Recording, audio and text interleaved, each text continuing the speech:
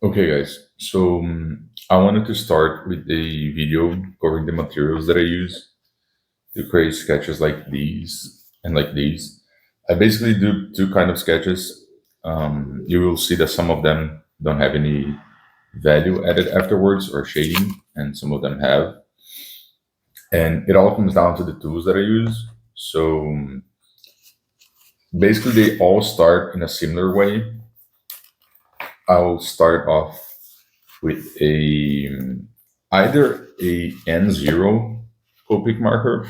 So this one is the N0. I bought a empty Copic Classic and just filled it up with the N0 ink. So like the marker itself doesn't have any sort of naming on it, but it's just because this one fills up with more ink than the Copic Classics, like this kind of marker. So it lasts a little bit longer. And because I use it to almost every single drawing, it just makes sense to have a bigger ink capacity. And then the other way that I can, or usually start a drawing, is with a mechanical pencil sketch. Although that's a little bit more rare, but that can happen as well. I usually go for the Copic, but either way.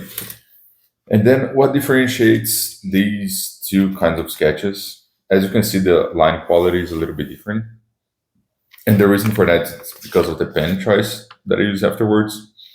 So for this one, I use a Pilot Super Grip, which is just a Pilot by ballpoint pen.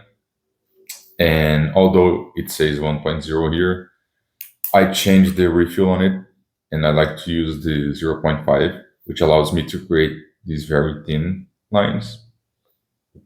So I try to approach it with a very light touch and basically just rough lines in as I go. And then after they are a little bit more final, or I know what I want to do with the design, that's when I start to press harder and create thicker lines. So lines like the ones on the bottom here, or the dark spots that you see, they are created from like drawing over and over and kind of like hatching it a little bit. So yeah, this is basically like one of my favorite ways of doing this kind of sketch. And the good part about this one is that the line, because the lines are very thin, you can change the design a lot while you are doing it.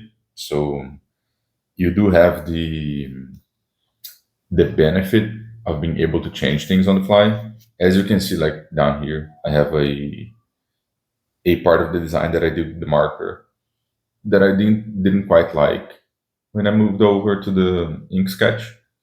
So yeah, you can barely see it on the final, and it just like stays put no matter what. But the final design can be changed and altered, and you can just improve it with each iteration, which with each path that you do. And then the second kind of sketch, which is this kind of sketch that I do, this one requires a pen that will be able to deal with the marker coming in afterwards. The way that I start these is basically the same. You can still see the N0 markers, like here and here.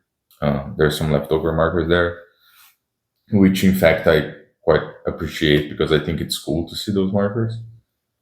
But then I use some sort of roller ball pen or gel ink pen because those tend to resist a little bit more. So I use a High-Tech C, or my current favorite, which was the one that I used for this one, is the Uniball Signal. This one is a 0.38, and they usually float between 0.3 to 0.5, depends a little bit on the size of the sketch. And you can, on this very same need, you can also use like these felty pen, um, and they are just markers as well. A lot of comic book artists use these Unipen pens. So, and the good thing about those is that you can find a variety of pen nib sizes, which helps. So you don't need to do what I did with the ballpoint, where you just run the same line over and over. What you actually do is you just grab a bigger size pen to create those lines. And in the case of this one, I just did it over and over. You can actually find a time lapse of this thing on my Instagram, and I'll add the raw recordings of these to the tutorial, so you can basically see it like in real time how long it takes to create one of these. But after I do that, that's when I come in with the values. So I basically use four markers for this. They are cool and warm grays. So I use the cool grays to create basically an idea of a reflection of the sky up at the top. That's why it's a little bit more bluish. And some sort of combination of shading plus reflection of the ground on the bottom plane. And that's why it creates like this distinction between warm and cool tones, which I find quite nice. And what you can actually do as well is, let's say that you want to value block something. What you can do is just cover an entire surface with the lighter value. So like this is a C2, which is the cool gray 2. And this will allow you to value block your design. And then you can come in with the darker tones and just like add more shading to it.